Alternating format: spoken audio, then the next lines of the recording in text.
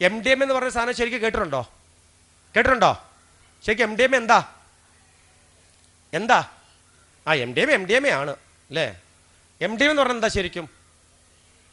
1910 Germany എന്ന് പറയുന്ന ഒരു വികസിത രാജ്യം കണ്ടുപിടിച്ച മനുഷ്യന്റെ ശരീരത്തിൽ രക്തത്തിന് ഒഴുക്കിനെ നിർത്താൻ വേണ്ടി, വേദന ഇല്ലാതാക്കാൻ വേണ്ടി ശാസ്ത്രലോകം ജർമ്മനി കണ്ടുപിടിച്ച ഏറ്റവും നല്ലൊരു മരുന്നായിരുന്നു ഈ പറയുന്ന മെത്തലിൻ ഡയോക്സി മെത്താംഫിറ്റമിൻ എന്നറിയപ്പെടുന്ന മാരകമായ ഈ ഡോസുള്ള ഈ നല്ല സദുദ്ദേശ മരുന്ന്. അന്നത് മരുന്നായിരുന്നു, നല്ല ഡ്രഗായിരുന്നു. എന്നാൽ 1910 ഈ സാധനം ജർമ്മനി കണ്ടുപിടിച്ചു.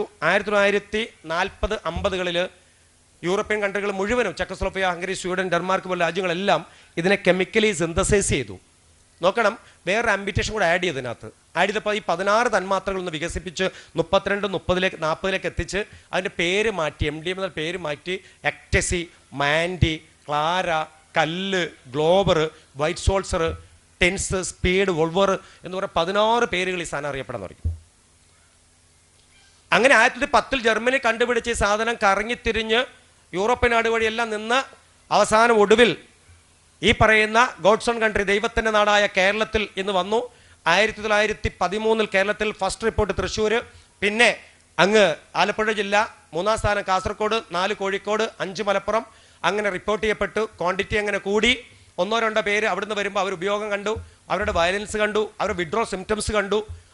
അവരെ പ്രതിപാദിക്കുമ്പോൾ മനസ്സിലാകുന്ന കടുത്ത സൈക്കോട്രോപ്പി സബ്സ്റ്റൻസ് അഡിക്റ്റഡ് ആണ്, കിട്ടാതെ വന്നപ്പോൾ ഉണ്ടാകുന്ന സംവിധാനമാണ്, നാട്ടിൽ നിന്നും കിട്ടാനില്ല എന്ന് മനസ്സിലായി.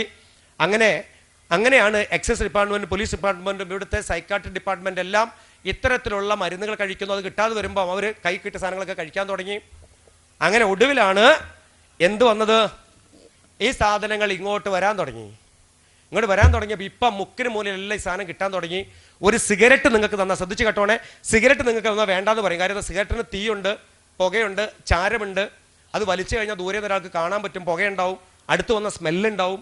ഇനി ഒന്നുമില്ലെങ്കിൽ 10 വർഷം വലിക്കുന്ന ആൾ വായം തുറന്ന പല്ലിലടിയൊക്കെ കറയുണ്ടാവും. മദ്യപിക്കുന്ന ആൾ മദ്യപിക്കുമ്പോൾ അത് ഒഴിച്ചു കൊടുക്കണം മാനുവലായിട്ട്. അപ്പോൾ നമ്മൾ ചിലപ്പോൾ വേണ്ടാന്ന് പറയും.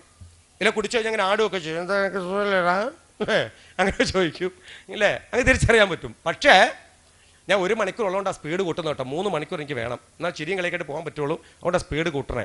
അപ്പോൾ ഈ മദ്യം എന്ന് പറയുന്ന സാധനം നമ്മൾ വേണ്ടാന്ന് പറയും. പക്ഷേ ഈ സാധനം വേണ്ടാന്ന് പറയില്ല. കാര്യം എന്താണെന്ന് അറിയാമോ? ഇത് വേണോ ചോദിച്ചിട്ടല്ല തരുന്നേ.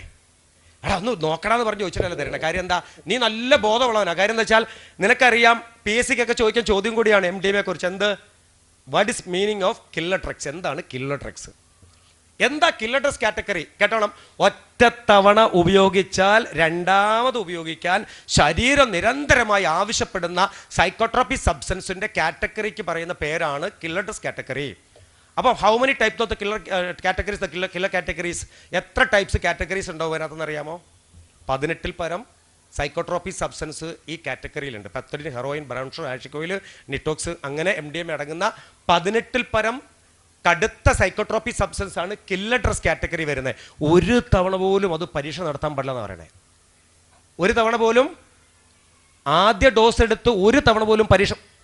മക്കൾ ഇവിടെ നോക്ക്, ഇവിടെ ബോയ്സ് എല്ലാം തല പൊക്കിക്കുക, നേരെ ഇരുന്നേ. എല്ലാം തല നേരെ വെക്കും, തല കുനിയല്ല, നേരെ ഇരിക്കണം. നിങ്ങൾ ഒരാളെ തല ഇങ്ങനെ എനിക്ക് ഇവിടുന്ന് കാണാൻ പറ്റും, ഇങ്ങനെ ആയാൽ. നേരെ ഇങ്ങോട്ട് നോക്കുക, എന്നെ നല്ല നോക്കുക. It's very good. ഓക്കെ. അപ്പോൾ ഒരു തവണ ഉപയോഗിച്ചാൽ രണ്ടാമത് ഉപയോഗിക്കാൻ ശരീരം വീണ്ടും ആവശ്യപ്പെടുന്ന സൈക്കോട്രോപ്പി സബ്സ്റ്റൻസ് ഏതാണോ അതെല്ലാം കില്ലർ ഡ്രഗ്സ് കാറ്റഗറിയാണ്.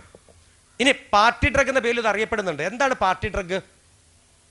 അതായത് ആഘോഷങ്ങളിൽ, മ്യൂസിക് ഇവന്റുകളിൽ ഏറ്റവും കൂടുതൽ പെൺകുട്ടികൾ ബാംഗ്ലൂരും ഛത്തീസ്ഗഡിലൊക്കെ പോകുമ്പോഴാണ് ഈ സാധനം ഉപയോഗിച്ചു എന്ന് തിരിച്ചറിയണത്. കൂട്ടുകാരെ വേണ്ടി നല്ല DJ പാർട്ടി നടക്കുന്നുണ്ട്, ഡാർക്ക് ഹബ്ബ് ഉണ്ട്. ഇതിന്ന് കാണുന്ന ഡാർക്ക് ഹബ്ബ് വൈബാണ് ഇപ്പോഴത്തെ. നീ അറിയില്ല, 2025 ശേഷം ഡാർക്ക് ഹബ്ബുകൾ ഭയങ്കര രസമാണ് ഇല്ലേ? എന്താടി നീ വന്ന് കണ്ടോക്ക്, രസമല്ലേ? അപ്പോൾ അവിടെ പഠിക്കാൻ പോണ കുഞ്ഞുങ്ങളൊന്ന് പോകും. അത് ഇരുട്ടിലാണ്. ചില മ്യൂസിക്കുകൾ വരും, ചില ലൈറ്റുകൾ ഇങ്ങനെ ഫ്ലാഷ് ചെയ്യും. അതിനകത്ത് ചില സ്ലോലി മ്യൂസിക്കുകൾ കടന്നു വരും, ചില അൺനെസറി മൂവ്മെൻറ്റുകൾ, ചില വോയിസുകളും ചില ഹൊറർ വോയിസുകളൊക്കെ മിക്സ് ചെയ്യും. അതിനിടെ ജ്യൂസുകൾ ഇങ്ങനെ കൊണ്ട് സെർവ് ചെയ്യും. സെർവ് ചെയ്ത് പോകുമ്പോൾ ഒരു സുഗന്ധത്തിൻ്റെ പരിമളം ഇങ്ങനെ കടന്നു വരും. അപ്പോൾ വല്ലാത്തൊരു വൈബിൽ. പിന്നെ ചില സ്ഥലങ്ങളിൽ ലൈറ്റുകൾ ഇങ്ങനെ പ്രകാശിക്കും. അത് ചിലരൊക്കെ നോക്കുമ്പോൾ അവിടെ ഇവിടെ ഇരുന്ന് ചിലവരൊക്കെ ഇങ്ങനെ കുശലമായി വർത്താനം പറയും. ആ വൈബ് ഇങ്ങനെ ഇഷ്ടപ്പെടും. അപ്പോൾ കൂട്ടുകാരി കുടിക്കണ ഗ്ലാസ് ഇങ്ങനെ കൊടുക്കും, എന്നാൽ കുടിച്ചോന്ന് പറയും അവളെ മുന്നിൽ തന്നെ. കാര്യം എന്താ, ലൈവിൽ അവളൊരു പെപ്സിയോ സോഡയൊക്കെ പൊട്ടിച്ചകത്ത് ഒഴിക്കുമ്പോൾ ആ ഗ്ലാസ് കൊടുക്കുന്നവളുടെ വിരൽ ഇതിനകത്തേക്കൊന്ന് ഇങ്ങനെ അമർന്നിരിക്കും, ചൂണ്ടുവിരൽ ഇങ്ങനെ അമർന്നിരിക്കും. ഈ ജ്യൂസിനോ പാനീയത്തിലോ കോഫിയിലോ അവളുടെ ചൂണ്ടുവിരലൊന്ന് അമർത്തി വെച്ചിട്ടാണ് കൊടുക്കുക. ഇങ്ങനെ ആ ചൂണ്ടുവിരലിനകത്ത് എത്രമാത്രം MDMA ഉണ്ടോ, മെത്തലീൻ ഡയോക്സി മെത്താഫിറ്റമിൻ ഉണ്ടോ, അത്ര മാത്രം മതി ഈ ജ്യൂസിൽ ഒരു സെക്കൻഡ് ഇങ്ങനെ അമർന്നിരുന്നാൽ മതി. ഇങ്ങനെ 1 എന്ന് പറയുന്ന സെക്കൻഡ് അമർന്നിരുന്ന കെമിക്കൽ ഓക്സിഡേഷൻ സംഭവിക്കും. ആ ജ്യൂസോ ആ സോഡയോ പെപ്സിയോ ഈ പറയുന്ന സോഫ്റ്റ് ഡ്രിങ്ക്സ് ഈ കൂട്ടുകാരി നമ്മൾ അറിയാതെ ഒരു സോഡയോ ഒരു പെപ്സിയോ ഒരു ചായയോ പോലും കുടിക്കാത്ത നമ്മൾ ആ മ്യൂസിക്കിലെ ഡാൻസ് കളിക്കുമ്പോൾ ഈ സാധനം വാങ്ങി രസത്തിന് അവളെ തൃപ്തിപ്പെടുത്താൻ വാങ്ങി ഒരു സിപ്പ് എടുത്ത് തിരിച്ചു കൊടുക്കും. നമ്മളങ്ങനെയാണല്ലോ. ആ കൊടുക്കുന്നതോടുകൂടി മതി നമ്മളുടെ ഇന്റേണൽ ഓർഗൻസത്തേക്ക് ഈ സാധനം വന്നു, നമുക്കൊരു ചേഞ്ച്, ഒരു സ്റ്റിമുലേഷൻ ചേഞ്ച് വന്നു. ആ ചേഞ്ചിൻ്റെ ആഫ്റ്റർ എഫക്റ്റ് വേദി പറയാൻ പാടില്ല, കുട്ടികളിരിക്കുന്ന വേദി പറയാൻ പാടില്ല. കാരണം national drug and society executive മെമ്പറാണ് ഞാൻ. ഇത്തരം ആഫ്റ്റർ എഫക്റ്റുകളെ കുറിച്ചോ അതിൻ്റെ രീതികളെക്കുറിച്ചോ കുഞ്ഞുങ്ങളിരിക്കുന്ന വേദിയിൽ പ്രതിപാദിക്കപ്പെടാൻ പാടില്ല, സർക്കുലർ ഉണ്ട്. അപ്പോൾ മനസ്സിലാക്കുക, ഈ സാധനം ആഫ്റ്റർ എഫക്റ്റ് എന്ന് പറയുന്നത് 48 hours ആണ് ആഫ്റ്റർ എഫക്റ്റ്. നമ്മൾ ഈ പരിപാടി എല്ലാം കഴിഞ്ഞ് നമ്മൾ നേരെ റൂമിൽ പോകും, വല്ലാത്ത പിന്നെ 48 മണിക്കൂർ നമ്മൾ ഉറക്കമെല്ലാം കഴിഞ്ഞ് എഴുന്നേൽക്കുമ്പോൾ വല്ലാത്ത ഉത്കണ്ഠ, ജിജ്ഞാസ, ആകുലത, ഭയങ്കരമായിട്ട് നമുക്ക് എന്തൊക്കെയോ നമുക്ക് തോന്നലുകളൊക്കെ വരുമ്പോൾ നമ്മൾ ഭയങ്കര ഡിപ്രഷനിലേക്ക് പോകുമ്പോൾ നമ്മൾ ഫോൺ എടുത്തിട്ട് വിളിക്കും, വെടി നീ ഒന്ന് വാ, നമ്മൾ ഇന്നലെ പോയ സ്ഥലത്തേക്ക് ഒന്ന് പോകാം, ബാ പ്ലീസ്, എന്ത് രസമാണ് ഇവിടുത്തെ വൈബ്, എനിക്ക് അങ്ങോട്ട് പോകണം, ബാ പ്ലീസ്, എനിക്ക് ആ ജ്യൂസ് കുടിക്കണം, നീ ബാ പോടി പ്ലീസ്. അങ്ങനെ നിരന്തരമായി പോകാൻ തുടങ്ങും. അത് പോകാൻ പറ്റിയിട്ടില്ലെങ്കിൽ കടുത്ത ഡിപ്രഷൻ ഉണ്ടാകും, അങ്ങോട്ടേക്ക് എങ്ങനെയെങ്കിലും എത്തും. ആ പറഞ്ഞു വരുന്നത്, ഒറ്റ തവണ നമുക്കറിയാതെ നമ്മുടെ ശരീരത്തിലേക്ക് തരുന്നത് അവിടുത്തെ ഒരു വൈബാണ്, അവിടുത്തെ ലൈറ്റിംഗ് അറേഞ്ച്മെൻ്റ് ആണ്, അവിടുത്തെ മ്യൂസിക് സിസ്റ്റമാണ്, അവിടുത്തെ കൂട്ടുകെട്ടാണ്. ഈ കൂട്ടുകെട്ടും സിസ്റ്റവും മ്യൂസിക്കും നമ്മൾ ആകൃഷ്ടരാകും, അതിലേക്ക് പോകാൻ നമ്മൾ പ്രചോദിതരാകും. പക്ഷേ ആക്ച്വലി എന്താണ്, നമ്മുടെ ബ്രെയിനെ സ്വാധീനിക്കാൻ പറ്റുന്ന, ബ്രെയിനെ കബളിപ്പിക്കാൻ പറ്റുന്ന, ന്യൂറോൺസിനെ കബളിപ്പിക്കാൻ പറ്റുന്ന ഏറ്റവും ഹാപ്പി ഹോർമോൺസുകൾ അടങ്ങണ ഒരു ഭാഗമൊക്കെ നമ്മുടെ ശരീരത്തെത്തി 48 hours അത് ഹാപ്പിനെസ് നമുക്ക് തന്നു. 48 hours നമ്മൾ കഴിഞ്ഞപ്പോൾ ബ്രെയിൻ ആകെ അങ്ങോട്ട് വയലൻ്റായി. നിങ്ങൾ ചില വീഡിയോസൊക്കെ എടുത്ത് നോക്കുമ്പോൾ കാണാം. ഇപ്പോൾ ശൂരനാട് ഇല്ലെങ്കിൽ ഇവിടുത്തെ SI-മാരൊക്കെ യൂണിഫോം ഉണ്ട്, കഴിവുണ്ട്, എല്ലാവരും ഉണ്ട്, അംഗബലമൊക്കെ ഉണ്ട്, തോക്ക് വരെയും കയ്യിലുണ്ട്. ഇവരുടെ കയ്യിലൊക്കെ ഫയറിംഗ് ലൈസൻസ് ഉള്ള സബ് ഇൻസ്പെക്ടർമാരാണ് എല്ലാവരും, ഞാനടങ്ങുന്നത്. പക്ഷേ ചില ആളുകളെ ടൗണിൽ നിന്നൊക്കെ കിട്ടുമ്പോൾ അവർക്ക് പേടിയൊന്നുമില്ല, കൊല്ലടാന്നൊക്കെ പറയും, ബട്ടൺസൊക്കെ വലിച്ചു പൊട്ടിക്കും. അതിൻ്റെ സെല്ല് കയറുമ്പോൾ തന്നെ പറയും, സാറേ പ്ലീസ് ഒന്ന് തരുമോ, ഒറ്റ തരുമോ പ്ലീസ് സാറേ. അപ്പം ഞങ്ങൾ തരാന്നൊക്കെ പറഞ്ഞു അടക്കി വെക്കും. കുറച്ച് കഴിഞ്ഞാൽ പറയും, സാറേ തന്നില്ല കേട്ടോ എന്ന് പറയും. തരാടാ, അടങ്ങിയിരിക്കുക പ്ലീസ്, അടങ്ങിയിരിക്കുക. എന്നിട്ട് പിന്നെ ജയിലിനകത്തൊക്കെ പോയിട്ട് ഇങ്ങനെ ഇങ്ങനെ ഒച്ച വെക്കുക. എന്താ ഒച്ച പറയാം, തലയിട്ട് അടിക്കണ ഒച്ചയാ, അങ്ങനെ ഇങ്ങനെ. പിന്നെ കുറച്ച് പല്ലൊക്കെ ഇളകി ചോരയൊക്കെ ഇങ്ങനെ ഒഴുകുന്ന കാണാം. നഖം കൊണ്ട് ഇങ്ങനെ മാന്തി പറിക്കും, ഇങ്ങനെ നഖം കൊണ്ട്. അകത്ത് കയറ്റുമ്പോൾ തന്നെ ഇവരുടെ കയ്യിലെ മോതിരങ്ങളൊക്കെ ഊരി മാറ്റും. കാര്യം ഇവർ മോതിരമൊക്കെ വെച്ചിട്ട് ഇവർ മെഴുങ്ങുമൊക്കെ ചെയ്യും. ഒരുത്തൻ കൊതുകുതിരി കൊടുത്തു, ഒരു പോലീസുകാരൻ, പുതിയ പോലീസുകാരൻ വന്നപ്പോൾ അറിയാതെ കൊതുകുതിരി വെക്കുന്ന സ്റ്റാൻഡ് കൊടുത്തവൻ അതുകൊണ്ട് ഞരമ്പ് വലിച്ചങ്ങോട്ട് മുറിച്ചു. ഞരമ്പ് പുറത്തോണ്ട് എടുത്തവൻ, ഞരമ്പ് അവിടെ ചിരിക്കുക എന്ന് പറഞ്ഞിട്ട്. കാര്യം ഇവർക്ക് ബ്ലഡ് കാണണം. ഇപ്പം നോക്കി ശൂരനാട് പോലീസ് മക്കളെ ഇടയ്ക്കൊന്ന് പോയി നോക്കിയേ, അവിടെ ഈ ഹോക്കിക്കാർ ഹോക്കി കളിക്കുമ്പോൾ ഒരു സാധനം ഇടുമല്ലോ തലയിൽ, കണ്ടുണ്ടോ? ഹോക്കി കളിക്കുമ്പോഴേ ഒരു സാധനം ഇടുമല്ലോ ഇങ്ങനെ, കണ്ടുണ്ടോ? ആ ലെതറിൻ്റെ ആ സാധനം സ്റ്റേഷനിൽ കൊടുത്തിട്ടുണ്ട്. എല്ലാ സ്റ്റേഷനിലും. പണ്ട് ജില്ലയിൽ ഒന്നുള്ളൂ, ഇപ്പോൾ സ്റ്റേഷനിൽ 10 വെച്ച് കൊടുത്തിട്ടുണ്ട്. ഇത് ചെയ്തിരിക്കുക, സപ്ലൈ ചെയ്തിരിക്കുക. അത് സാധനം ചെല്ലുമ്പോൾ തന്നെ തലയിലിടും. എന്നിട്ട് കൈ പുറകെ കെട്ടിട്ട് ആ സെല്ലിനകത്തോട്ട് ഇടുക. പിന്നെ അവൻ അതിട്ടിട്ട് പോയി തലക്കടിക്കുക, ഇങ്ങനെ ഇങ്ങനെ. ആ നോക്ക്, ഇത് അവൻ ബോധപൂർവം ചെയ്യണമല്ല, അവന് ടൈം ടു ടൈം അവൻ തലേദിവസം കൊണ്ടിട്ട് പിറ്റേ ദിവസം കോടതി പോകുന്ന സമയത്തുള്ളിൽ അവന് സാധനം വേണം. സിഗരറ്റ് തീപ്പെട്ടി വേണ്ട, കൊടുത്താൽ മതി. കൊടുക്കുമ്പോൾ എങ്ങനെയാണെന്നറിയോ, വായിക്കാത്ത വെച്ച് അവയ്ക്കാൻ എങ്ങനെ കണ്ട് മെഴുങ്ങും. വേടിക്കുറ്റിയൊക്കെ കൊതുതിരി തിന്നും, പേസ്റ്റ് തിന്നും, നിങ്ങൾക്കറിയോ? കാര്യം കടലാസ് തിന്നും. കടലാസ് മക്കളെ വെറുതെ പറയുന്നല്ല. നോക്ക്, ഏതോ ഒരു നിമിഷ നേരത്തേക്ക് ഒരു സൗഹൃദത്തിൽ പോയി പെട്ടുപോയതാ. പിന്നെ ഉണ്ടായ ദുരന്തം എന്താ? കണ്ടാൽ മതി ഇവരെ ഒന്ന്, മുടി, രൂപം, ഭാവം, കണ്ണ്, നഖം. അവൻ വണ്ടി പോണ അവനെ കണ്ടിട്ടുണ്ടോ? അവർ ഗാനമേള നടക്കുമ്പോൾ ഇത്ര ആളുകളെ നിങ്ങൾ സൂക്ഷിച്ച് നോക്കിയാൽ മതി, മുഖം ഒന്ന് കണ്ടാൽ മതി, സൂക്ഷിച്ച് നോക്കിയാൽ മതി മുഖം ഒന്ന്. കോഴിക്കോട് ജില്ലയിൽ ഒരമ്മയുണ്ടായിരുന്നു. കോഴിക്കോട് ജില്ലയിൽ അമ്മയുടെ പേര് സുബൈദ എന്നാ. ആ അമ്മയ്ക്ക് 4 മക്കളുണ്ട്. 34ാമത്തെ വയസ്സിൽ ഭർത്താവ് ഉപേക്ഷിച്ച് പോയി. അതിന് മകനെ വളർത്തി വലുതാക്കി, ഇവനെ മിടുക്കനാക്കി. അവസാനം എന്താ, കടുത്ത MDMAക്ക് അഡിക്റ്റഡ് ആയി. അമ്മ കൊണ്ടുപോയി ചികിത്സയ്ക്ക് കൊണ്ടുപോയി, ചികിത്സ നടത്തി, വീണ്ടും തിരിച്ചു വന്ന് ഭയങ്കര പ്രശ്നം, നാട്ടിൽ പ്രശ്നങ്ങൾ, അടിപിടി, കേസുകളെല്ലാം ഉണ്ടാക്കുക. അവസാനം ഈ ഉമ്മ എന്ത് ചെയ്തറിയാമോ, കഴുത്ത് കിടന്ന 1.25 പവൻ്റെ മാല വീണ്ടും കൊണ്ട് പണയപ്പെടുത്തി ഈ ഉമ്മ മകനെ നല്ലൊരു DL സെൻ്ററിലേക്ക് കൊണ്ടുപോയി. ആ ഡി സെൻറ്ററിൽ കൊണ്ട് ട്രീറ്റ്മെൻ്റ് ഒക്കെ കഴിഞ്ഞ് 3 മാസത്തെ ട്രീറ്റ്മെൻറ്റ് ടൈമാണ്. ഈ പാവം പിടിച്ച് ഉമ്മ എന്ത് ചെയ്യുന്ന അറിയാമോ, ഈ 3 മാസം സമയമുണ്ടല്ലോ എന്ന് കരുതി ഇവൻ്റെ വന്നിട്ട് തെറിയും വഴക്കൊന്നും കേൾക്കണ്ടല്ലോ വെച്ചിട്ട് ഉമ്മയ്ക്ക് ഓപ്പറേഷൻ പറഞ്ഞത് നേരെ കോഴിക്കോട് മെഡിക്കൽ കോളേജിൽ നിന്ന് ഉമ്മയുടെ 60 അപ്പുറത്ത് ഓപ്പറേഷൻ ചെയ്തിട്ട് അടിവാരത്ത് വന്നിട്ട് മകളുടെ വീട്ടിൽ വന്ന് കിടക്കുകയായിരുന്നു. ചികിത്സ ഓപ്പറേഷൻ ചെയ്തിട്ട് ഈ ഉമ്മ വിശ്രമിക്കുക. ഈ മകൻ്റെ ട്രീറ്റ്മെൻറ്റ് കഴിഞ്ഞ് മകൻ വന്നപ്പോൾ അയൽവാസിയായിട്ട് വർത്തമാനം പറഞ്ഞുകൊണ്ടിരിക്കുന്നു. ഉമ്മ എടുത്തുകൊണ്ട് പറഞ്ഞു, എവിടെ ഇരുന്നടാ കുഞ്ഞെ നീയും ചോദിച്ചു. അപ്പോൾ പറഞ്ഞു, ഇപ്പോഴും നിങ്ങളെ ചിലക്കൽ നിർത്താറായിട്ടില്ലേ എന്ന് പറഞ്ഞു. അപ്പോൾ ഉമ്മ കണ്ണ് പറഞ്ഞു, ഈ അവസ്ഥയിൽ ഉമ്മനെ ഒന്ന് എൻ്റെ കുഞ്ഞ് 2 ദിവസത്തിലേ കുഞ്ഞ് അവിടുന്ന് വന്നിട്ടില്ല, ഒന്ന് കണ്ടില്ലല്ലോ മോനെ പറഞ്ഞു. അവിടുന്ന് വന്ന് കണ്ടിട്ടില്ലല്ലോ, ഇതാ ഇജ്ജ് കിടന്ന സ്ഥലം എന്താക്കണം ഉമ്മാൻ്റെ കണ്ടോ കീറിയിട്ടുണ്ട് എന്ന് പറഞ്ഞു. നീ കിടന്ന സ്ഥലത്ത് കീറി തുന്നി വെച്ചേക്കുന്ന കണ്ടില്ലേന്നാ ഉമ്മയോട് പറഞ്ഞു. അയൽവാസി 2-3 കണ്ടു നിൽക്കുമ്പോൾ പറയുക, ഒന്നും മിണ്ടിയില്ല. ഉമ്മയുടെ മുഖത്ത് നോക്കി കണ്ണുരുട്ടിയിട്ട് മകൻ ഇറങ്ങിപ്പോയി. അയൽവാസി പോകാൻ കാത്തു നിന്നു. അയൽവിട്ട് പോയിട്ട് തേങ്ങ വെട്ടാനുള്ള കത്തി വാങ്ങിക്കൊണ്ടുവന്നു. വാങ്ങിക്കൊണ്ടുവന്നിട്ട് പുറകിൽ ഒളിപ്പിച്ച് വെച്ചിട്ട് പറഞ്ഞു, 1000 ഉറുപ്പിക്ക് കൊണ്ടായിരുന്നു. ഇപ്പം ഇവിടെ വന്നിരിക്കുന്ന ആളെ നീ കണ്ടോന്ന് ചോദിച്ചു. ഇവിടെ വന്നേ 1000 ഉറുപ്പ എവിടെ നിന്ന് ഞാൻ കടം വാങ്ങി നാളെ ആശുപത്രി പോകാനെന്ന് പറഞ്ഞു. അത് തരാൻ അവിടെ വന്നേ, എന്നാ പൈസ കൊണ്ടായിരുന്നു. അതെങ്ങനെയാ മോനെ തരുന്നത്, അമ്മയ്ക്ക് ആളെ ആശുപത്രി പോകണ്ടേ ചോദിച്ചു. പറഞ്ഞു തീർന്നില്ല. ആദ്യ വെട്ടുമ്മയുടെ കഴുത്തിനിട്ടാണ് വെട്ടിയത്, കത്തി കൊണ്ട് ആഞ്ഞു വെട്ടി. അപ്പം ഉമ്മയ്ക്ക് വിശ്വസിക്കാൻ പറ്റിയില്ല. മോനെ ആഷിക്കെന്ന് പറഞ്ഞു. 2ാമത്തെ വെട്ട് ഉയർന്നു പൊങ്ങി താരാട്ട് പാടിയ കൈക്കാണ് 2ാമത്തെ വെട്ട്. കയ്യെ വെട്ടി മാറ്റി. 3ാമത്തെ വെട്ട് കാൽത്തുടകളിലാണ്. 5 അവൻ കിടന്നല്ല, അവൻ്റെ 9.5 മാസം അവനെ ചുമന്ന് നൊന്ത് പ്രസവിച്ച് അവൻ കിടന്ന അടി പറഞ്ഞിട്ടാണ് 4ാമത്തെ വെട്ട്. അങ്ങനെ 6ാമത്തെ വെട്ടിൽ ചലനം ഇങ്ങനെ നിലച്ചു എന്ന് ഉറപ്പിച്ചപ്പോൾ ആ ചോര വരുന്ന കത്തിയുമായി അയൽവാസികൾ മുന്നിൽ കൂടെ നടന്ന് അങ്ങ് താമരശ്ശേരി പോലീസ് സ്റ്റേഷനിൽ അവിടുത്തെ GD എടുത്ത് പോയിട്ട് പറഞ്ഞു, ജന്മം കൊടുത്തതിന് എൻ്റെ ഉമ്മാനെ ഞാൻ കൊന്നിട്ടാണ് വരുന്നതെന്ന് പറഞ്ഞു. നമുക്ക് ജന്മം കൊടുത്തതിൻ്റെ ഉമ്മാനെ ഞാൻ കൊന്നിട്ടാണ് വരുന്നതെന്ന് ആലോചിച്ച് നോക്കി. ഈ മരുന്നിൻ്റെ ലഹരി എന്ന് പറയുന്ന മഹാദുരന്തം ഒരു മകനെ കൊണ്ട് ചെന്ന് എത്തിച്ചു നോക്ക്. ഇന്നിവിടെ നിങ്ങളൊക്കെ ഇരിക്കുമ്പോൾ ഒരുപക്ഷെ നിങ്ങളൊക്കെ വിചാരിക്കാം മകൻ എന്ത് തുടങ്ങിയെന്നറിയാം. ആദ്യം അവൻ തുടങ്ങിയത് സിഗരറ്റാണ്, പിന്നെ മദ്യം തുടങ്ങി. എത്തിലാണെന്നറിയാം, 8ലും 7ലും പഠിക്കുമ്പോൾ തുടങ്ങിയതാ. അവൻ്റെ വിചാരം 7ലും 8ലും മദ്യം ഉപയോഗിച്ച് പിന്നെ ഇതെല്ലാം എനിക്ക് നിർത്താൻ പറ്റും, ഞാൻ മിടുക്കനാന്ന് പറഞ്ഞ് തുടങ്ങിയതാ. നല്ല മിടുക്കനായിരുന്നു 7ലും 8ലും മാഷന്മാർ പറഞ്ഞത്. എപ്പോഴും മദ്യം ഉപയോഗിച്ചായിരുന്നു. അവൻ അന്ന് അതോ പോയിട്ട് അവന് ക്ലാസ് എടുത്തിട്ടുണ്ടായിരുന്നു. ഉണ്ടാകും, ഇല്ലായിരിക്കാം. എനിക്ക് തോന്നുന്നു അന്ന് നല്ലൊരു വ്യക്തി ക്ലാസ് എടുക്കാൻ പോയിട്ടുണ്ടെങ്കിൽ ആഷിക്ക് അങ്ങനെ ആയി പോവില്ലായിരുന്നു. അപ്പം ഇന്ന് ചക്കുവള്ളിയിലെ ഈ പ്രവാസി കൂട്ടായ്മയുടെ പരിപാടി നടത്തുമ്പോൾ എൻ്റെ മക്കൾ ഓർത്തോണം, ഇത്തരം ദുരന്തങ്ങൾ ആർക്കെങ്കിലും ഉണ്ടെങ്കിൽ അതിനെ പാടെ ഇന്ന് സ്റ്റെപ്പ് ഇറങ്ങി പോകുമ്പോൾ ഓരോ സ്റ്റെപ്പിലും ചുവട് വെക്കണം. ഇന്ന് എൻ്റെ ജീവിതത്തിൽ അവസാനത്തെ തീരുമാനം എന്ന് പറഞ്ഞ് പുറത്തേക്ക് ഇറങ്ങി പോകണം. ഇല്ലെങ്കിൽ നിശ്ചയമാണ് ഒരു സമാധാനവും സന്തോഷവും നിങ്ങളുടെ ജീവിതത്തിൽ കിട്ടില്ല. ഒരു സംശയമില്ല. കാരണം ഈ പ്രായത്തിൽ വേണം എന്ന് വിചാരിച്ചു കഴിഞ്ഞാൽ എൻ്റെ മക്കൾക്ക് നിർത്താൻ പറ്റും. എന്നോട് ഒരു കുട്ടി ചോദിച്ചു, സാറേ എനിക്ക് DH സെൻറ്ററിൽ എനിക്ക് നിർത്താൻ പറ്റണില്ല, ആൻസർ എനിക്ക് ഭയങ്കര പ്രശ്നമാണ്, ഫിലിപ്പങ്കളെ എനിക്കൊന്ന് പറഞ്ഞാന്ന് പറഞ്ഞു. മോനെ ഒരു ചെറിയ ടിന്നിനകത്ത് കുറച്ച് കുരുമുളക് എടുത്തിട്ട് പോക്കറ്റിൽ വെക്ക്. നല്ല നിൻ്റെ പേരെന്താ ചോദിച്ചു. അവൻ ആഷിക്കുന്നാണ് അവർ പേരെന്ന് പറഞ്ഞു. അവനും ഇതേപോലെ പേരിൽ ആഷിക്കുന്നു. ഞാൻ പറഞ്ഞു 5 നേരം നിസ്കരിക്കാൻ പറ്റുമോ ചോദിച്ചു. പറ്റുമെങ്കിൽ ഒരു ചെറിയ ഒരു പേപ്പർ എഴുതിയിട്ട് വീടിൻ്റെ പഠിക്കുന്ന അവിടെ ഒട്ടിച്ച് വെക്കണം. എന്നിട്ട് നിസ്കാരം മുടക്കരുത്, എവിടെയാണെങ്കിലും നിസ്കരിക്കണം. ഇതിൻ്റെ ഓർമ്മ വരുമ്പോൾ കുറച്ച് കുരുമുളക് എടുത്ത് കൈ വെച്ചിട്ട് മോൻ ചവച്ചിട്ട് ആ എരിവ് ഇറക്കിയിട്ട് ആ എരിവിനെ അങ്ങോട്ട് പിടിച്ച് നിർത്തണം. ഇത് മാത്രം മതി. എന്നിട്ട് മനസ്സിനങ്ങോട്ട് 21 ദിവസം കണ്ടിന്യൂ ചെയ്യണം എന്ന് പറയും. എൻ്റെ മക്കൾക്ക് ഒരു കാര്യം ഞാൻ പറഞ്ഞു തരാം. എല്ലാ ആയുർവേദ ഡോക്ടർമാരുടെ അടുത്ത് പോയി കഴിഞ്ഞാൽ ആയുർവേദ ആചാര്യന്മാർ അവർ പറയും ഒരു 3 ആഴ്ച നമുക്കവിടെ നോക്കുക, കഴിക്കാൻ വരുന്നൊരു 3 ആഴ്ച. കാര്യം 7ൻ്റെ 3 ഗുണിതങ്ങളാണ്. 7 3 21 ദിവസം മരുന്ന് കഴിക്കാൻ പറയും.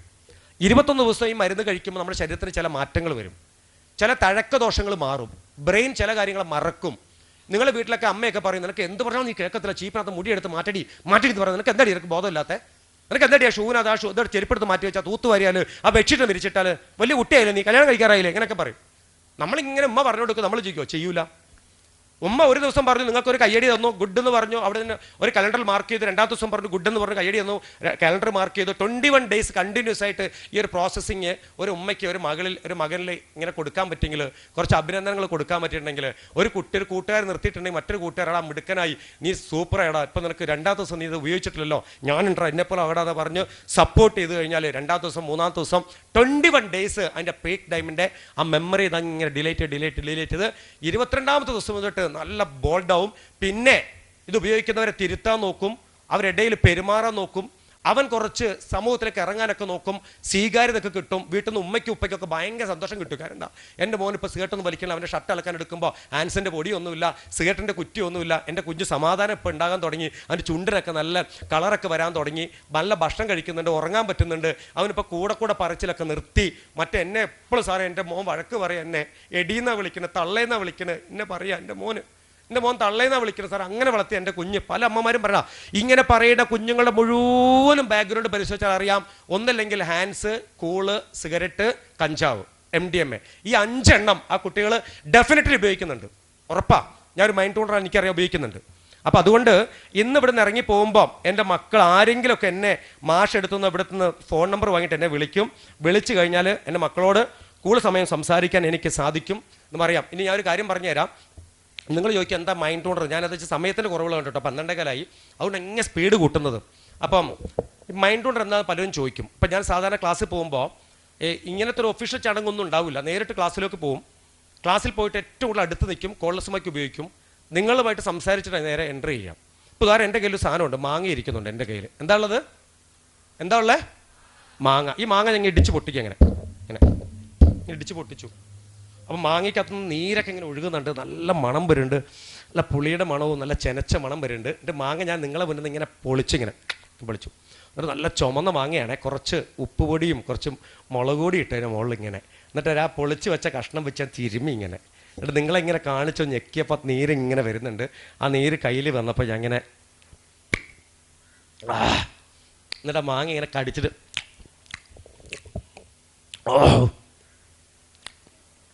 സൂപ്പർ. അതിൽ വെള്ളം വന്നോ?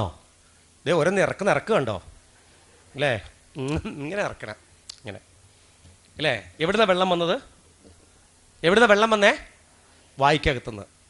എങ്ങനെ വായിന്ന് എവിടുന്നാ വന്നേ? ഉമ്മിനീർ ഗന്ധിക്കകത്തുനിന്ന് ഉമ്മിനീർ വന്നു, റൈറ്റ്? രുചി കുമളകൊണ്ടല്ലേ വന്നത്. നിങ്ങളിങ്ങനെ ഇമാജിൻ ചെയ്തു, മാങ്ങയ്ക്ക് പുളിയുണ്ടെന്ന് ഇമാജിൻ ചെയ്തപ്പോൾ ബ്രെയിൻ അതിനെ മനസ്സിലാക്കി സന്ദേശങ്ങൾ കൊടുത്തു.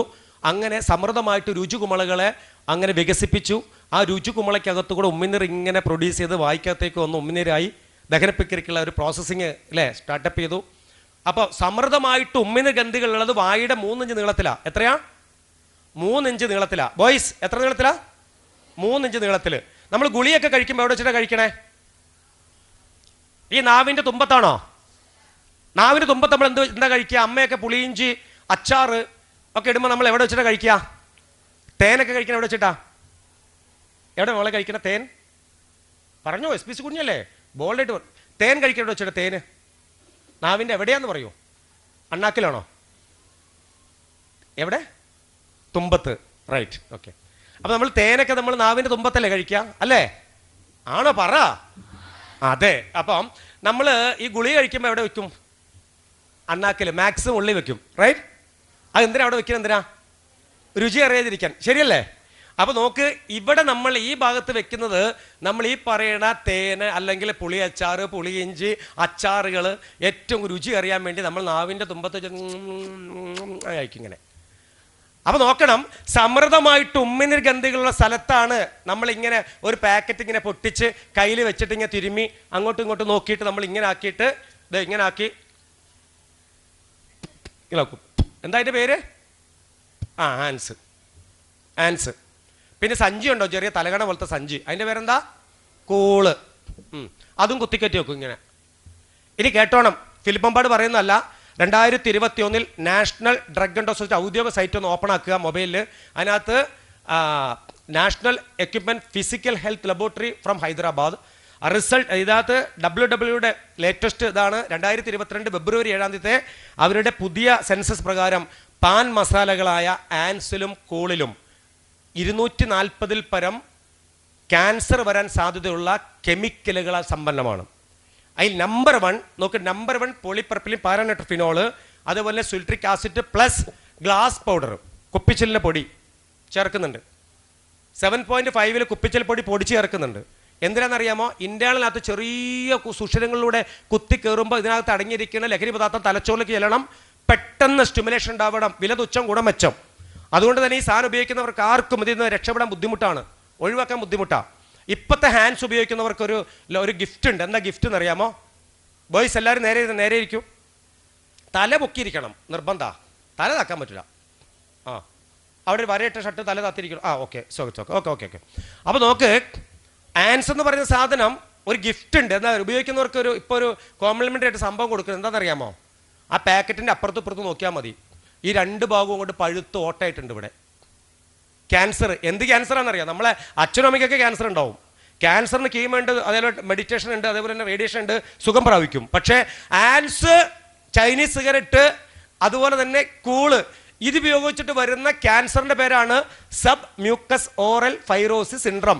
മൃദുലമായ കോശഭാഗം ദ്രവിച്ച് ഇവിടെ പഴുപ്പും സ്രവവും ദുർഗന്ധത്തോടു കൂടി ഒഴുകുന്നതിൻ്റെ പേരാണ് sub mucous oral fibrosis syndrome. Gopalan 21 വയസ്സ്, വൈത്തിരി സ്വദേശി, ഗാനമേള പാട്ട് പാടുന്നവൻ. ചാലക്കുടി പാടാൻ നിൽക്കുമ്പോൾ രാവിലെ കൂട്ടുകാർ വന്നിട്ട് പുറത്ത് കാത്തു നിന്നിട്ട് ബാടാന്ന് പറഞ്ഞ് ഉറക്കെ വിളിക്കുക. ഓടിപ്പോയി ബാത്റൂം പോയിട്ട് ബ്രഷ് എടുത്തിട്ട് സ്പീഡ് പല്ല് വെക്കുകയാണ്. നോക്കാം, ബ്രഷ് തുളച്ച് പുറത്തോട്ട് വന്നതിലെ ബ്രഷ് ഇങ്ങനെ വന്നപ്പോൾ വലിച്ചെടുത്തു ബ്രഷ് ഇതിലെ. എന്നിട്ട് അലറിക്കരിഞ്ഞു. അമ്മാറുണ്ട്. ചാടി എന്നിട്ടു. അമ്മ എന്താ വെച്ചു? അമ്മ ഓട്ടം വന്നമ്മ ഇതിലേ അറിഞ്ഞു. കൽപ്പറ്റ കൊണ്ട് ആരോഗ്യ കേന്ദ്രത്തിൽ, കൽപ്പറ്റ ബത്തേരി കൽപ്പറ്റ, ഡോക്ടർ റെഫർ ചെയ്തു. RCC 2021 ഏപ്രിൽ 7-ാം തീയതി ഗോപാലൻ പോയി. ഗോപാലിൻ്റെ വീഡിയോ ഉണ്ട്, ഒന്ന് കാണുന്ന സമയം കിട്ടുക. www.national drug control society public relation വകുപ്പിൻ്റെ വീഡിയോ 3 മിനിറ്റ് ഗോപാലിനെ കാണാൻ പറ്റും. സുന്ദരനായ നാടൻപാട്ട് കലാമണിലൂടെ പാടുന്ന ഗോപാലനെ, അതിൻ്റെ വീഡിയോ ഒന്ന് കാണണം. എന്നിട്ട് ഗോപാലനെ കാണണം. ഗോപാലൻ പറയുന്നുണ്ട്, എനിക്ക് വന്ന ഗതി നിങ്ങൾക്ക് വരാതിരിക്കട്ടെ. ഇത് പറഞ്ഞു തരുമ്പോൾ കണ്ണിലൂടെ പഴുപ്പിറങ്ങി വരുന്നേ, കണ്ണിലൂടെ. ഇവിടെ ഒന്നും മാംസമില്ല. 2 കിലോ പഞ്ഞി എടുത്ത് അങ്ങനെ വെച്ചേക്കണേ. തലയൊക്കെ ഇങ്ങനെ നേർന്ന് മുടിയൊക്കെ പൊഴിഞ്ഞ് ഒരു വികൃത രൂപ. 3 വർഷം കിടന്നു RCCയിൽ. 3-ാമത്തെ വർഷം മരിച്ചു. നോക്ക്, ഒരു വൈദ്യശാസ്ത്രം രക്ഷപ്പെടുത്താൻ പറ്റില്ല. ക്യാൻസർ എന്ന് പറയുന്നത് ഈ പറയുന്ന പുകയില നിരന്തരമായി ചുണ്ടിനടിയിൽ കൂള് പോലെ സാധനങ്ങൾ വെച്ച് മൃദുലമായ കോശഭാഗത്തിനകത്ത് ഒറ്റതുള്ളൂ. അതിനെ നിങ്ങളെ പേടിപ്പിക്കല്ല. എങ്ങനെയാണ് ഒരു മാങ്ങ ഞാനിവിടെ തിന്നാതെ തിന്നു എന്ന് പറഞ്ഞപ്പോൾ നിങ്ങളുടെ വായ്ക്കകത്ത് സമൃദ്ധമായിട്ട് ഉമ്മിനിറ എവിടുന്നാണ് വന്നത്? അത്ര സുഷിരങ്ങളുണ്ട് അതിനകത്തേക്ക്. എത്രമാത്രം അസംസ്കൃത പദാർത്ഥങ്ങളാൽ സമ്പന്നമായ ഗ്ലാസ് പൗഡർ മിക്സ് ചെയ്ത സാധനം ഇവിടെ വെച്ചിട്ട് ഇരിക്കുമ്പോൾ വരും. അതുകൊണ്ട് എൻ്റെ പൊന്നുമക്കൾക്ക് ഉത്തരവാദിത്തമുണ്ട്. പെൺകുട്ടികൾക്ക് നിങ്ങൾക്ക് ഉത്തരവാദിത്തമുണ്ട്. നിങ്ങളുടെ ക്ലാസ്സിൽ ഏതെങ്കിലും കുട്ടി ഇത് ഉപയോഗിക്കുന്നതെന്ന് അറിഞ്ഞാൽ അവനെ തിരുത്തിയിട്ടില്ലെങ്കിൽ നമ്മുടെ കുടുംബത്തെ എവിടെയെങ്കിലും ഈ മഹാമാരി പിടിപെടും. ഉറപ്പാ പിടിപെടും. ഡയറക്റ്റ് ഇൻഡയറക്റ്റ് നമുക്ക് പിടിക്കും. കാര്യം എന്താ? നീ കണ്ടിട്ടും അറിഞ്ഞിട്ടും. അൻഷിത എന്ന് പറഞ്ഞൊരു പെൺകുട്ടിയുണ്ട്. ഞാൻ നിലമ്പൂർ മാനവേദ സ്കൂളിൽ അൻഷിത കുട്ടിയാ. അവൾ എന്താ ചെയ്തറിയാം? ക്ലാസ് കഴിഞ്ഞ് ഞങ്ങൾ പോയി. അവൾ കത്ത് എഴുതി വീട്ടിൽ ചെന്നിട്ട്. അവൾ എഴുതിയ കത്ത് എന്താണെന്നറിയാമോ? വെള്ളം തരുന്നു, വേറെ കുപ്പിയുണ്ടോ? വെള്ളം, ഒരു ഫ്രഷ് കുപ്പി ഉള്ളത്. അവൾ എന്താ എഴുതിയെന്നറിയാമോ? കത്ത് ഒന്ന് പൊട്ടിക്കുന്നു. അവള് കത്തെഴുതി,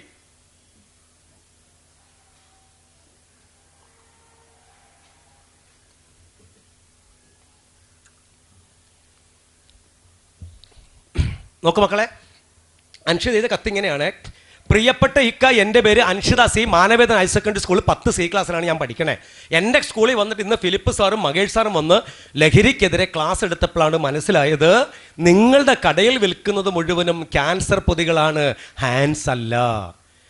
എൻ്റെ ക്ലാസ്സിൽ പഠിക്കുന്ന വിവേക് പാവമാണ്, അവൻ പലപ്പോഴും ഉപയോഗിക്കുന്നത് ഞാൻ കണ്ടിട്ടുണ്ട്.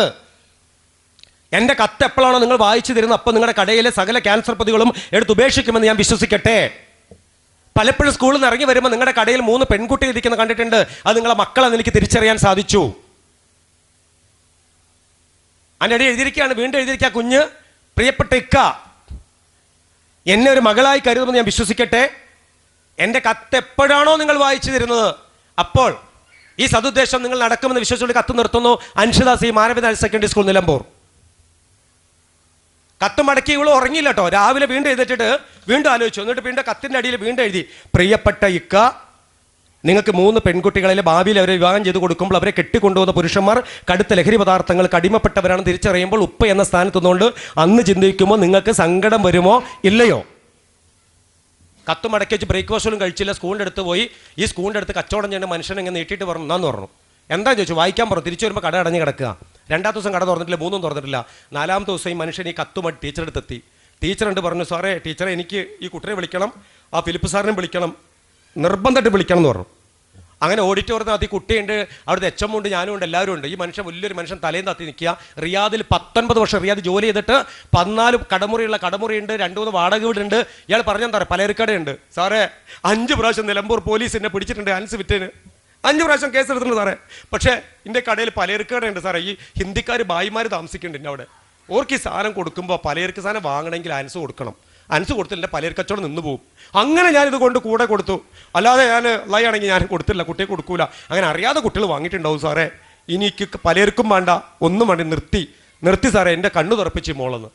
നോക്ക്, 5 പ്രാവശ്യം നിലമ്പൂർ പോലീസ് വിചാരിച്ചിട്ട് നടക്കാത്തത് ഒരു 10ാം ക്ലാസ്സിൽ പഠിക്കുന്ന അൻഷിത എന്ന് പറയുന്ന പെൺകുഞ്ഞ്, ഒരു ഓട്ടോറിക്ഷക്കാരൻ്റെ മകൾ ഉറങ്ങാതെ രാത്രിയിൽ പേനയും പേപ്പറും എടുത്ത് അവൾ എഴുത്തുണ്ടല്ലോ, പ്രിയപ്പെട്ട ഇക്ക, നിങ്ങൾക്ക് 3 പെൺകുട്ടികളല്ലേ, ഭാവിയിൽ വിവാഹം ചെയ്ത് കൊടുക്കുമ്പോൾ അവരെ കെട്ടിക്കൊണ്ട് പുരുഷന്മാർ കടുത്ത ലഹരി പദാർത്ഥങ്ങൾക്ക് അടിമപ്പെട്ടവരാണെന്ന് തിരിച്ചറിഞ്ഞ സങ്കടം വരുമോ ഇല്ലെന്നാ വെച്ചത്. ചങ്കിലങ്ങോട്ട് കുത്തി ആ മകള്. അടിക്കാനോ പിടിക്കാനോ പോലീസ് പിടിക്കാനല്ല. പോലീസ് വിളിച്ച് നിങ്ങൾ പറഞ്ഞു നോക്ക്, പോലീസ് വരും, ഇവിടുന്ന് SI വരും, ഞങ്ങൾ വരും, ആൾക്കാർ വരും, ജീപ്പിലെടുത്ത് കൊണ്ടുപോകും, തൊലിക്കെട്ടി ഇങ്ങോട്ട് കൂടും, കാണ്ടാപുരത്ത് തൊലിയാവും. കാര്യം എന്താ, 5 മിനിറ്റോടെ മനുഷ്യൻ പുറത്തിറങ്ങി വരും. 500 രൂപ ഫൈനുള്ളൂ. ഈ ഹാൻഡ്സ് വിറ്റാൽ 500 രൂപ ഫൈനുള്ളൂ. ഒരു പാക്കറ്റിന് 5 രൂപയ്ക്ക് വാങ്ങിയിട്ട് 70 രൂപയ്ക്കാണ് വിൽക്കുന്നത്. 10 പാക്കറ്റ് 700 രൂപ കിട്ടും. 10 പാക്കറ്റിന് 50 രൂപ ചിലവാണ്. 700 രൂപ കിട്ടും 10 പാക്കറ്റ് വിറ്റാൽ. 500 രൂപ ഫൈൻ അടച്ചാൽ മതി. ഒരു ദിവസം ഒരാൾ വിൽക്കുന്ന കണക്കെത്രയെന്നറിയോ? ഒരു കടക്ക് എല്ലാ കടക്കാരും വിൽക്കത്തൊന്നുമില്ല.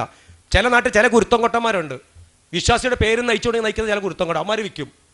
അത് വല്ല പറമ്പെടുത്ത് പുറത്തോ വല്ല കരയുടെ പുറകിലൊക്കെ എടുത്തുകൊണ്ട് വരും, ഇങ്ങനെ കൊടുക്കും. ഒരു ദിവസം 100, 150, 200 പാക്ക് വിൽക്കുന്നവന്മാരുണ്ട്.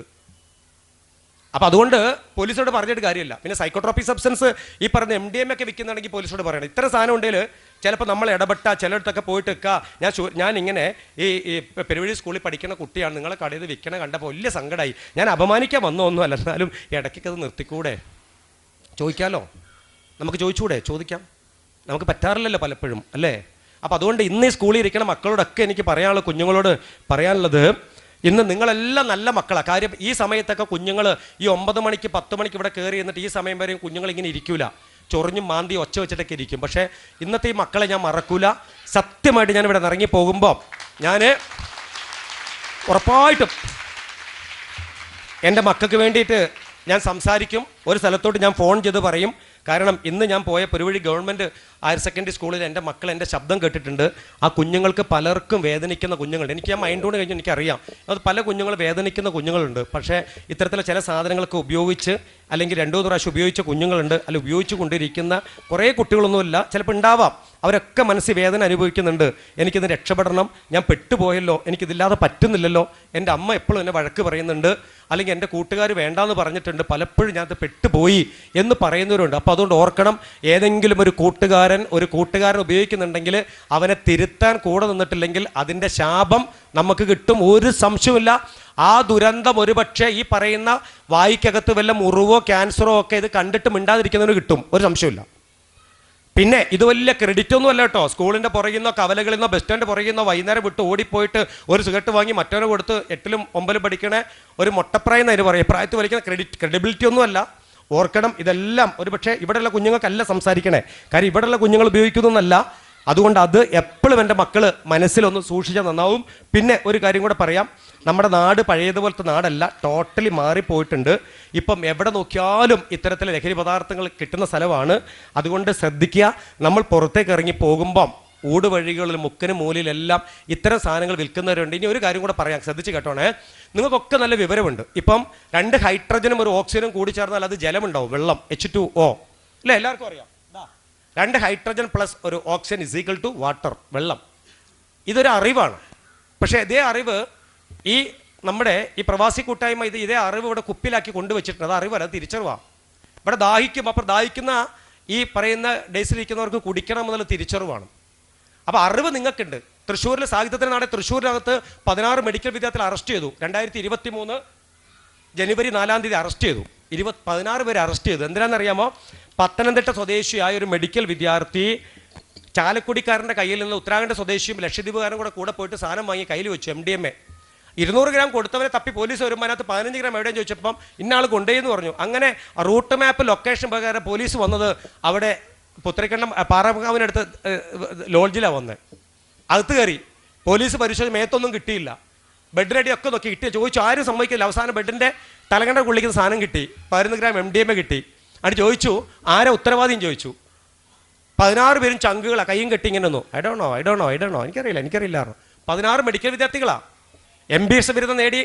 അതിനകത്ത് 6 പേര് എൻറോൾമെൻറ്റ് കഴിഞ്ഞവരാ. നോക്കണം, 10ാം ക്ലാസ്സിൽ SLCക്ക് മുഴുവൻ വിഷയത്തിനും A+ കിട്ടിയ 16 പേര്, 1100 മാർക്ക് കിട്ടിയവർ, നീറ്റ് എക്സാമിൽ റാങ്ക് ലിസ്റ്റിൽ വന്നവർ, എല്ലാ കുടുംബ പശ്ചാത്തലമുള്ള 16 നക്ഷത്രങ്ങൾ. പോലീസ് വീണ്ടും വീണ്ടും ചോദിച്ചു, ആരാ ഉത്തരവാദി? Who take the responsibility? No answer. അങ്ങനെ പോലീസിന്റെ FIRന്റെ 7ാമത്തെ കോളത്തിൽ 16 പേരുകൾ എഴുതി ചേർത്തു. ആ 16 പേരുണ്ടല്ലോ, ആ വീഡിയോ ഞാൻ കരഞ്ഞോണ്ടാണ് കണ്ടത്. ആ വീഡിയോ അങ്ങനെ ജനുവരി 4-ാം തീയതി എല്ലാ പ്രാരംഭ നടപടികളും ലീഗൽ നടപടികളും പൂർത്തിയാക്കി. മെഡിക്കൽ പരിശോധന കഴിഞ്ഞ് നവംബർ 5-ാം തീയതി അവിടുത്തെ CJM മജിസ്ട്രേറ്റ് നിയമാനുസൃതം ജാമ്യം കിട്ടാൻ നിർവാഹമില്ല എന്ന ഉത്തരവെഴുതി.